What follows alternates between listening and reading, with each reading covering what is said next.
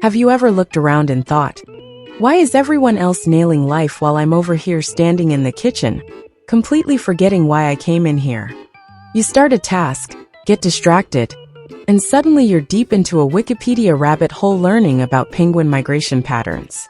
Spoiler, they travel thousands of miles, which is impressive because you couldn't even migrate back to your original task. And then comes the inevitable self-doubt. Why can't I just be normal? Why can't I function like everyone else? But here's the plot twist. You're not broken. You're not behind. You're not failing. Your brain is like a Formula One car. It's built for speed, agility, and bursts of brilliance. But try driving it through a school zone at 20 miles per hour. And yeah, it's gonna feel frustrating. In this video, we'll break down why comparing yourself to others is like comparing a blender to a microwave, why ADHD isn't a flaw, but an unexpected feature, and how to stop fighting your brain and start thriving with it. Step 1. Stop comparing apples to spaceships. Let's clear something up. Comparing yourself to neurotypical people is like comparing a squirrel to a fish. Different skill sets, different strengths, different ecosystems. Yet, we waste so much energy measuring ourselves against people whose brains run on an entirely different operating system. And here's the kicker. They're struggling too. The difference? They've just mastered the ancient art of pretending. Social media. It's like a digital talent show where everyone's performing their highlight reel. You scroll through Instagram. Look at my perfectly organized meal prep. My bullet journal is color-coded by mood and moon phases. Meanwhile, you've been stuck in a thought loop about whether giraffes can jump. Spoiler, they can't. I checked. Here's the truth. Nobody's out here posting their 2-hour doom scroll session, or the fact that they cried because their Uber Eats order was late. So why compare your messy behind the scenes to someone else's edited trailer? Friends, share your thoughts. What helps you cope with ADHD? Also, don't forget to share this video with your friends, leave a like, and subscribe to our channel. Your ADHD brain isn't broken. It's just wired differently. It's not a bug. It's a feature. You're not supposed to function like everyone else. You're supposed to function like you. Step 2. Success isn't a checklist, it's a strategy. Society loves selling us the idea that success comes in one flavor. Wake up at 5 a.m., meditate, drink a kale smoothie infused with moonlight, check off 27 tasks before breakfast, and voila! You're a productivity god. But here's the problem. ADHD doesn't thrive on rigid systems. It thrives on curiosity, urgency, and momentum. Instead of asking, how do I become more disciplined? Ask, what actually works for me? Maybe deadlines aren't just helpful. They're your rocket fuel. Maybe turning tasks into games transforms them from boring to irresistible. Maybe you need variety, movement, or a splash of chaos to spark focus. Success isn't a checklist. It's a strategy tailored to your brain's unique wiring. Step 3. ADHD productivity hacks that actually work. Most productivity advice boils down to, just make a list, set a timer, and focus. So let's talk about strategies that actually work for your brain. 1. The 3-task rule, because long lists are evil. Long to-do lists are ADHD kryptonite. Your brain sees 15 tasks, panics, and suddenly everything feels equally urgent, which means nothing gets done. The fix? The 3-task rule. 1 must do task, urgent and important. 1 should do task, important but flexible. 1 fun or easy win task, because dopamine is life. This isn't about lowering the bar. It's about focusing your energy where it counts. Finish 3 tasks. Awesome. Want to do more? Great. But you've already won the day. 2. The starting line trick, for when you feel paralyzed. Ever felt like you're glued to your chair, fully aware of what you should do, but unable to start? That's ADHD paralysis, your brain's way of saying, too much pressure, I'm out. Here's the trick. Don't focus on the task. Focus on the first move. Need to write? Just open the doc. Need to clean? Pick up 1 sock. Need to email? Just type hi. The hardest part isn't doing the task, it's starting. Once you're in motion, your brain's like, oh, we're doing this, cool. 3. Make it impossible to forget. Because memory is a lie. ADHD brains treat memory like a disappearing act. If it's not right in front of you, it basically doesn't exist. So stop trusting your brain. Outsource your memory. Visual cues. Keys inside your shoes so you can't leave without them. Auditory reminders. Voice memos instead of written lists. ADHD brains process spoken words faster. Text reminders. Send yourself messages with time-sensitive tasks like you're your own personal assistant. Your brain isn't bad at remembering. It's just bad at remembering when you need it most. 4. The 5-minute rule, because focus is overrated. ADHD brains hate big commitments. But you know what they can handle? 5 minutes. Tell yourself, I'm only doing this for 5 minutes. It's like convincing yourself to dip a toe in cold water. Before you know it, you're swimming. 5.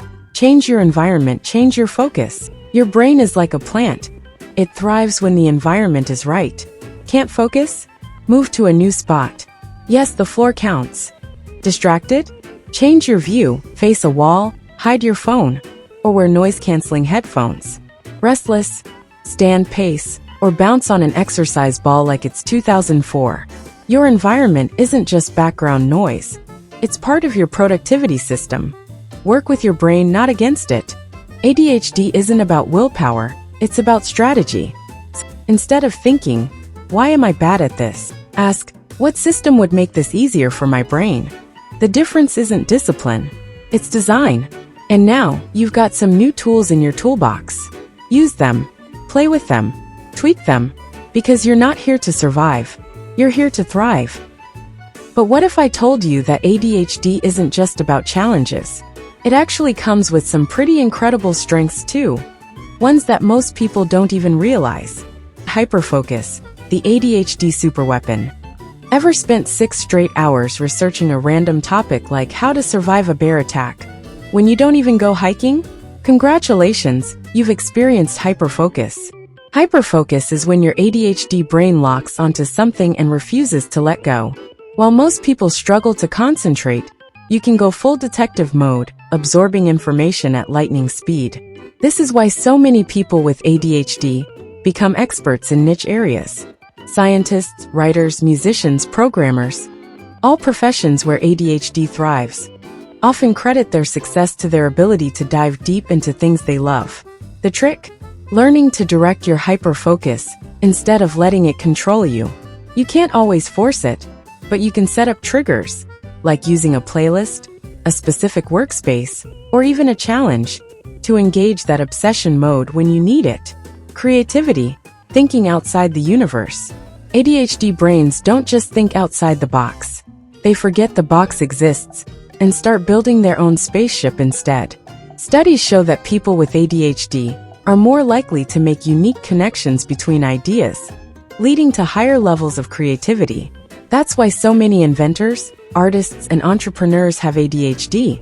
It allows them to see possibilities that others don't. Ever wonder why some of the most successful people in the world credit their ADHD for their achievements? Albert Einstein, constantly daydreaming, struggled in school. Richard Branson built an entire business empire despite being called easily distracted. Simone Biles, Olympic gold medalist with ADHD-level focus and adaptability. Your ADHD brain is literally wired for innovation. The downside?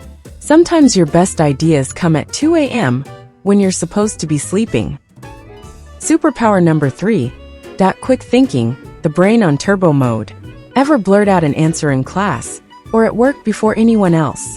That's because your ADHD brain processes information fast. ADHD minds work in high-speed mode, making connections at lightning speed. That's why many people with ADHD thrive in high-pressure environments, like emergency rooms, creative fields, or fast-paced industries. You don't overthink, you react. This ability is especially valuable in crisis situations, problem-solving, and even humor. Because let's be honest, ADHD brains are hilariously quick-witted. The challenge? Your brain might race past important details or interrupt people mid-sentence. But when trained, this skill makes you an amazing problem solver and a powerhouse in brainstorming sessions. Superpower number 4. Resilience, bouncing back like a superhero. If you have ADHD, chances are you've faced a lot of challenges. Maybe you've been called lazy, irresponsible, or incapable, when really, you were just working with a different brain. But guess what? ADHD makes you resilient. You've had to find creative ways to function in a world that wasn't built for your brain. You've failed, adjusted, and tried again more times than you can count. That kind of persistence? It builds unstoppable determination. When someone with ADHD sets their mind to something they truly care about, they will keep going no matter what.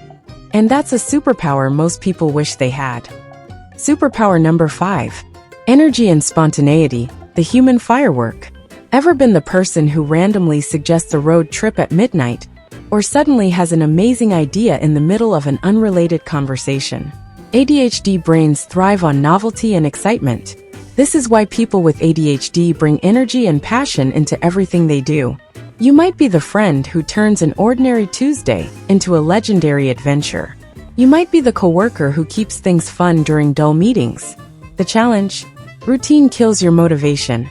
But when channeled correctly, your spontaneity makes you adaptable, open to new experiences, and the kind of person who brings life into any room. Enjoyed the video? Support us with a like and subscribe to the channel so you don't miss new videos. Let us know in the comments what topic you'd like to see next.